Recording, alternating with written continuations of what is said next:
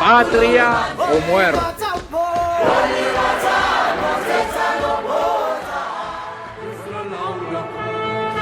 جسر العودة يا جسر الأقزام أنا سميتك جسر العودة جسر العودة جسر العودة. We are called upon to help the discouraged beggars in life's marketplace. One day we must come to see that an edifice which produces beggars needs restructuring. You are here because you are promoting the communist cause. I am here because I'm opposing the neo-fascist cause. Radical History Reviews on 104.5 WRFU, Radio Free Urbana.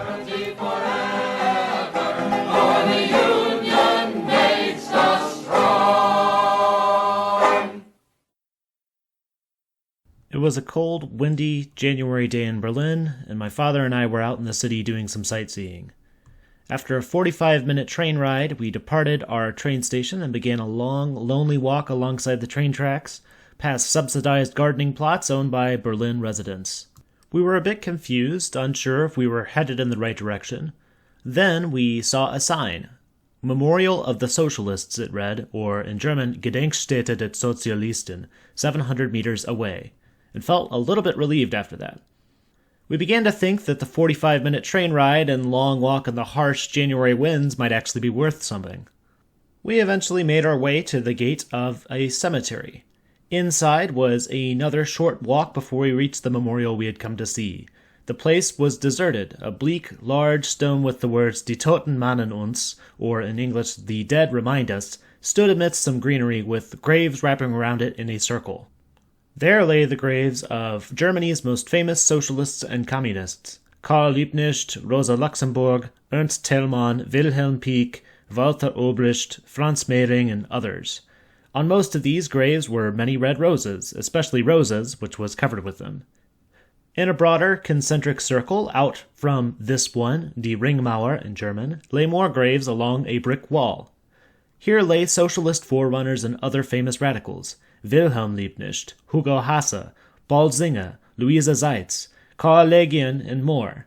Symbols of peace, the triumph of reason, and brotherhood adorned many of the graves and tombstones, some more complex, some simple. I explained to my dad who some of these people were.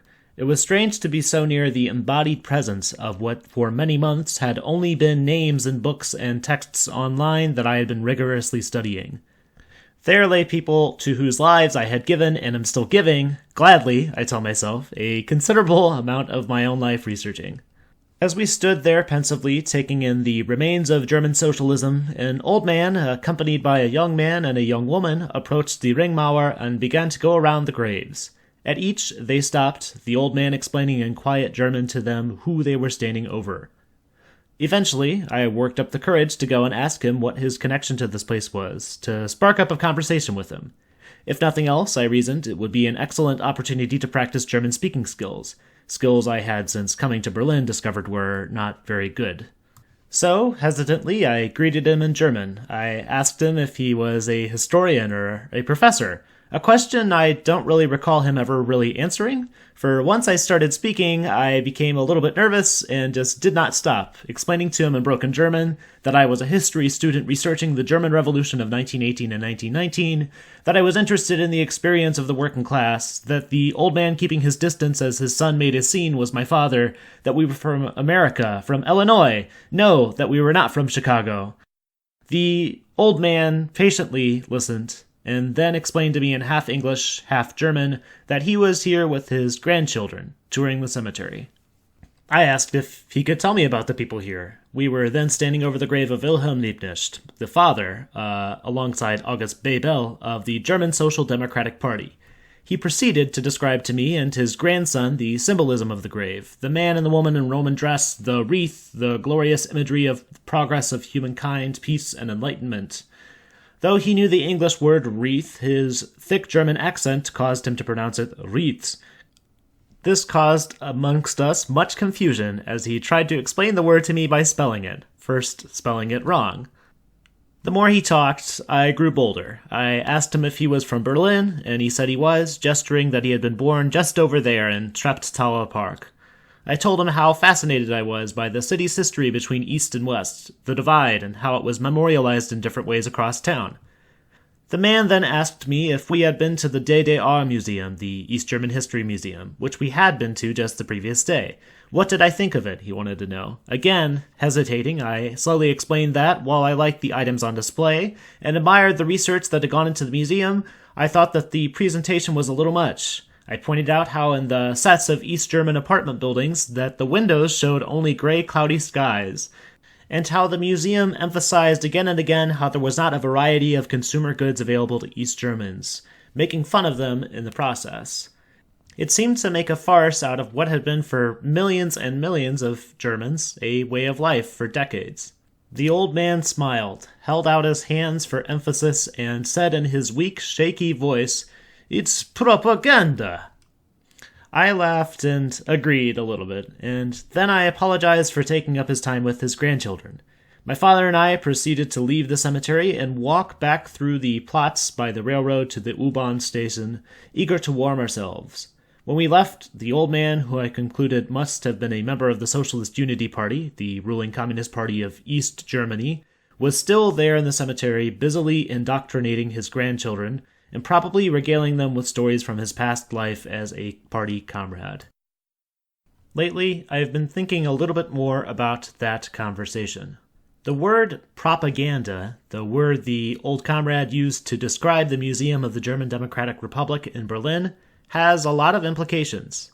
When someone calls something this, they mean that the information presented is biased or misleading, that it's purposefully made to be so. When Americans hear the word, we probably think of communist propaganda. Maybe we think of actual red, yellow, and black communist posters and imagery. Maybe we think of the McCarthy trials in the 1950s, when dozens upon dozens of movies, today seen as classics by some, were labeled as communist propaganda. Seemingly innocent Christmas movies like It's a Wonderful Life were even given this label. Implied in the word propaganda is the sense that there is some group of people working to keep the truth from us. If this is the case, then who did the old comrade in the cemetery think was deliberately masking the truth at the DDR Museum? Well, the brute Marxist in me thinks that I know the answer. I think that the old comrade at the German cemetery meant that the bourgeoisie, or the ruling class, was the group that was deliberately misrepresenting the truth about East Germany. The word bourgeoisie, a French word, used to mean the middle class, or someone who is well off but maybe not landed or a member of the noble elite. Merchants, bankers, traders, speculators, and the like were bourgeois. But today the word has a different meaning. Usually it means the ultra-wealthy, or is synonymous with the Marxist term, the ruling class. When we talk about the bourgeoisie, we usually mean it in this Marxist sense. We mean those who, because of their wealth or their control over the means of production, have massive amounts of power and influence in our society to the point that they seemingly control everything. The word has received something of a revamp in recent years. Some have started to call items or luxurious lifestyles bougie, a shortened version of the full word bourgeoisie. Now, I think most of us probably have a good understanding of what the word bougie really means. If you're walking down the street and you see a really nice car, you might say to your friend, "Wow, that's bougie." If your friend has a massively nicer and larger house than you do, you might say to them, "You're pretty bougie." But it's the noun, bourgeoisie, or ruling class, as a collective group of people that I think gets less attention. And part of the reason I think it gets less attention is because it's less obvious to most of us what exactly we mean when we say bourgeoisie. I can point to an object and call it bougie, but can I point to a group of people and say that they're members of the bourgeoisie or the ruling class? Now, of course, there are some simple and clear examples of members of the bourgeoisie. We might see, for instance, a Jeff Bezos or a CEO of a major corporation as clearly being a member of the ruling class or the bourgeoisie. They are responsible for millions of lives of working people. They control all of the capital, or the means of production, the factories, the servers, the stocks, the finances. But for most of us, if you move below a Jeff Bezos or a CEO level, it becomes a little bit harder to identify what exactly the ruling class is. And we're not alone.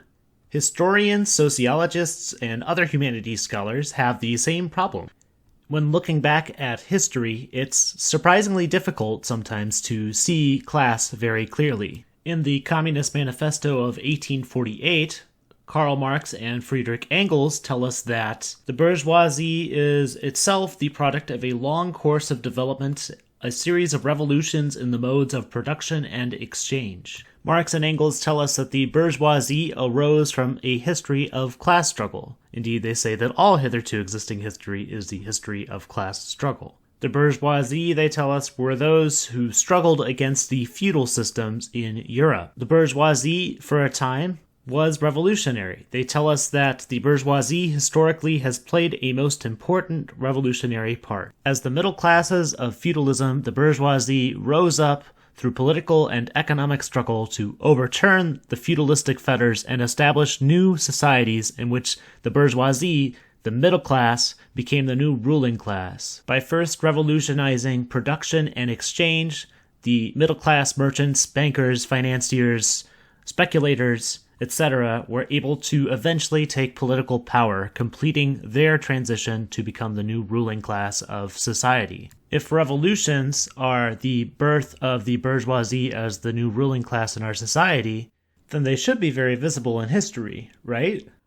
Well, not exactly. Things get a little complicated. We like to sometimes think about history as a series of important events, isolated dates or incidents that are easily memorable as well. Take, for example, 1789, or what we commonly refer to as the year of the French Revolution. As Marxists, we tend to think of the year 1789 as the year when the bourgeoisie of France came into power in France, conquering the old nobility or monarchy, the Ancien Régime, or Old Regime in French. Yet, as historians like William H. Sewell Jr. have pointed out, it's actually very difficult to say decisively when important events happen. In the French Revolution, we commonly remember Bastille Day, or the 14th of July. This is the date when, as we learned in grade school, many of us, French citizens stormed the Bastille prison, freeing its prisoners and beginning the French Revolution. Or so we are told. What's interesting about Bastille Day, as Sewell Jr. points out, is that earlier that same day, thousands of citizens in Paris had stormed the Hôtel des Invalides, seizing firearms, cannons, muskets, and other types of weapons. They stormed the Bastille prison because that was where munitions were held. They needed ammunition for the weapons they had seized earlier that day. And yet, when we think of Bastille Day, we remember the namesake of Bastille Day. We remember the seizure of the prison in Paris. As Sewell Jr. points out, it was only later that summer, in the Summer of Terror in 1789, that the ruling elites established that it had been the storming of the Bastille prison that was the commencement of violence and the revolution and so forth in France. Sewell's point is that events that we remember are very arbitrary. They are remembered so because people wanted us to remember them so. Bastille Day as an event has been produced by generations of historians and literary scholars, determining that it was the storming of the Bastille prison that was the start of the French Revolution, as opposed to the storming of Hôtel des Invalides. So if we want to understand the historical origins of the bourgeoisie, looking at revolutions as certain events, but what if we start to instead think about revolutions as not just singular important events, but as long historical processes? Indeed, Marx and Engels seem to think about history in this way. They say in the manifesto that the bourgeoisie, quote, is itself the product of a long course of development, a series of revolutions in the modes of production and exchange. None of that really sounds like it can be narrowed down to just a certain few events, like, say, the invention of the spinning jenny, or the invention of the cotton gin. But where does this leave us so far in our question? We wanted to be able to look back at history and clearly identify when the bourgeoisie first became the ruling class, when our modern society first began. And now I'm telling you that historians don't even think that simple events are the key to thinking about history. Instead, we often think in terms of decades or sometimes even centuries-long processes, or the longue durée in French. Well, there is hope yet for being able to clearly identify moments of the bourgeoisie existing as a class in itself. It's not as if historians have a clear record book of meetings of the ruling class from 1750 to 1850 that they left behind for us. Instead, we compile snapshots or different pieces of evidence, direct and indirect, that show us pieces along the process of revolution in production and commodity exchange that Marx and Engels are talking about.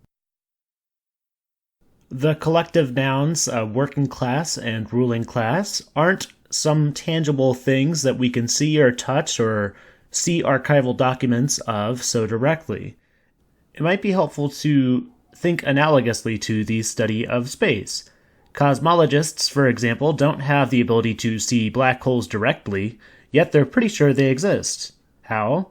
Well, they see the effects of it. They see orbits of celestial bodies changing over time. They can calculate changes in light over time or different types of waves over time and how they are seen by us on Earth, and determine that there must be some type of black hole having these effects on celestial bodies. It's the same with class, right? We can't see or touch it in history or our own times, but we can see its effects and determine that it must be there. We can see that over time there are emerging two great camps of people, those who control the means of production and those who work for wages and have their labor exploited for the ruling class. Proletarians and the bourgeoisie. For example, a lot of what historians have to use as our sources are texts. Newspapers, diaries, journals, memoirs, trade records, legal documents, you get the idea. So given this, techniques that lots of historians or other humanities scholars use are linguistic analysis techniques. Historical sociologists in the middle of the 20th century, like Charles Tilly and Sidney Tarrow, really helped to develop these techniques. They basically would look at tons and tons of different literary accounts, like newspapers, and would search for the prominence in terms over time. Think of it like using Control F in a PDF or Word document to look for how many times a certain word appears.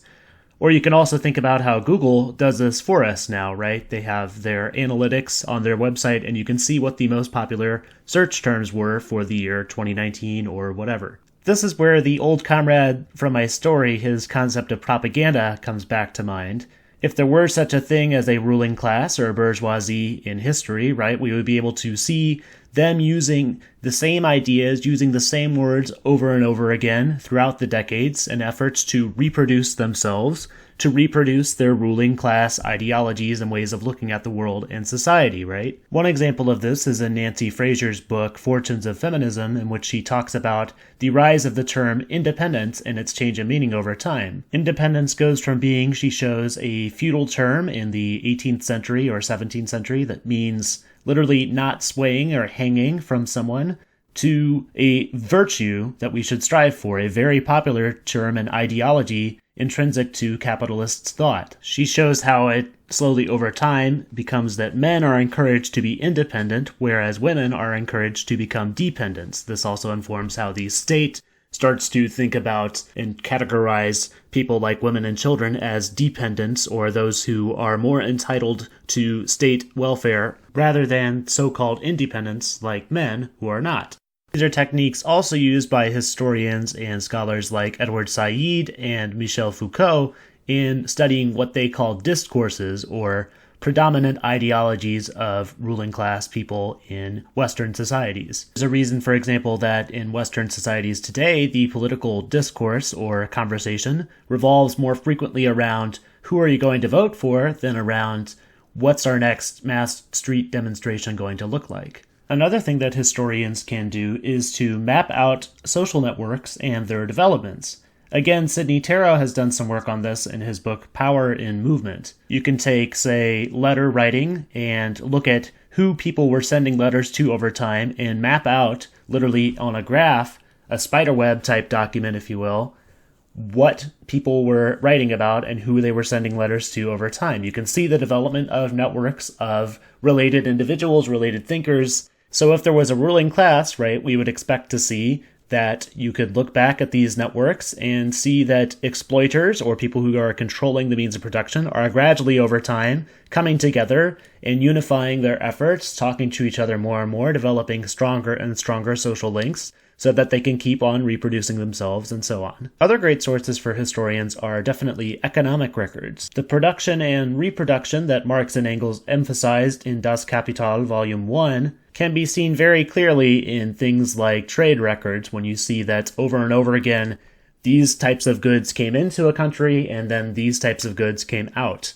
A historian at Georgetown University, Tariq Omar Ali, has a great book that shows class development in the Bengal Delta around the production of a single commodity, jute, which the British started to produce en masse in the British Raj in South Asia during the American Civil War when the rival crop, cotton, was in short supply. Professor Ali shows how, over time, the production and reproduction of jute as a crop en masse radically changed and altered peasant lives in the Bengal Delta, creating a new working-class culture for and by these peasant laborers. The book is inspired a lot by Sven Beckert, a Harvard historian's similar work on the crop cotton and its effect on producing and reproducing workers and bourgeoisie in the Atlantic world. It's these same processes of reproduction and production that are so clearly visible when you study economic documents that scholars like David Harvey and other prominent scholars of Marxism really stress in their interpretations. Earlier Marxist historians too, like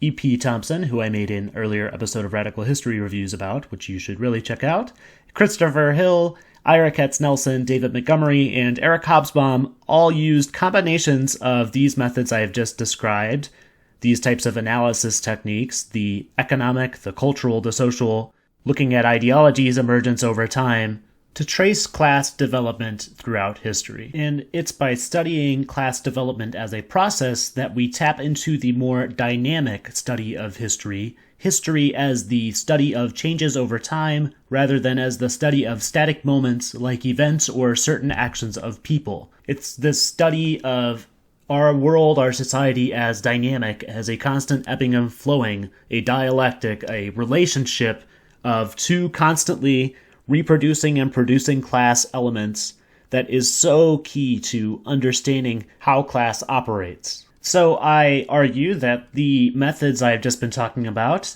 used to study class development historically, can definitely be used to study developed classes as well. If we want to see the ruling class in our own time, we need to be looking at the economic, the social, the ideological, the cultural, and seeing where the ruling class is trying to reproduce itself. And its exploitation, the essential ingredient to the reproduction of the ruling class, that is what should be uniting us against the ruling class as the working class, as a class in and for ourselves. And this is where I think the word bougie can sometimes be a little bit misleading. Sometimes, I think, because it's an adjective, it seems to place a very passive understanding of class on whatever objects or people we might be using the word to refer to. It's also inherently static in some ways, right? We only use the word when we are signaling to a certain item at a certain point in time.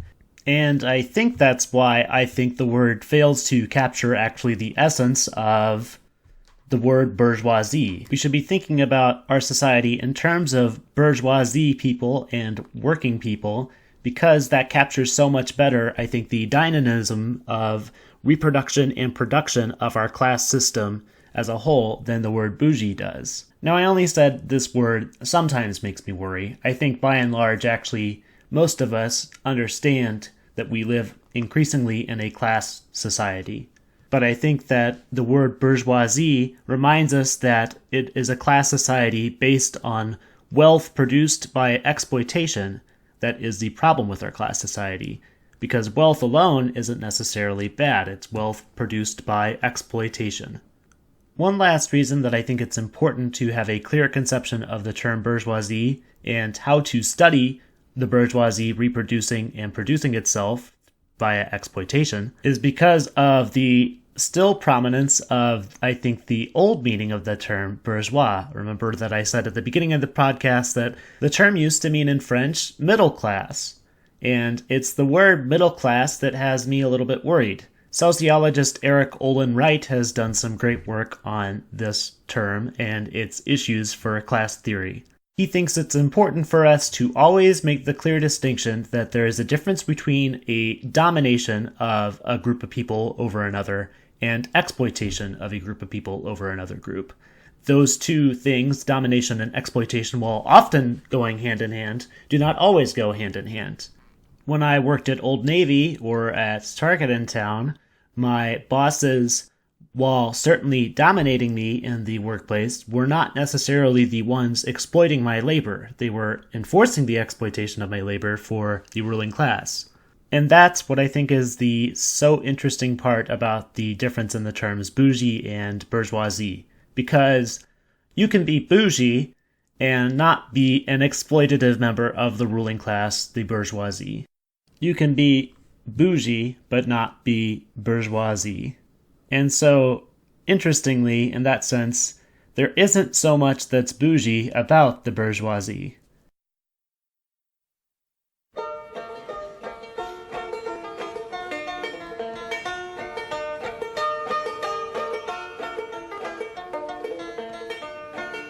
I'm Nick Goodell, and thank you for joining me for this episode of Radical History Reviews on 104.5 WRFU Radio Free Urbana. WRFU is an open forum for the community, and the views I have expressed here do not reflect those of the Urbana Socialist Forum, the Urbana Champaign Independent Media Center, or WRFU 104.5. As we are an open forum, that means that anybody can get a show or start their own podcast using WRFU's equipment. If you are interested in starting your own show or podcast on WRFU, you can email us at wrfumanager@ucimc.org. Again, that's wrfumanager@ucimc.org. All episodes of Radical History Reviews will be uploaded to my YouTube channel of the same name. That's Radical History Reviews on YouTube. All past episodes are also available to stream on demand anytime from the WRFU website. That website is www.ucimc.org/WRFU_104_5. Stay tuned for more local great programming by the people for the people of WRFU 104.5 LP Urbana.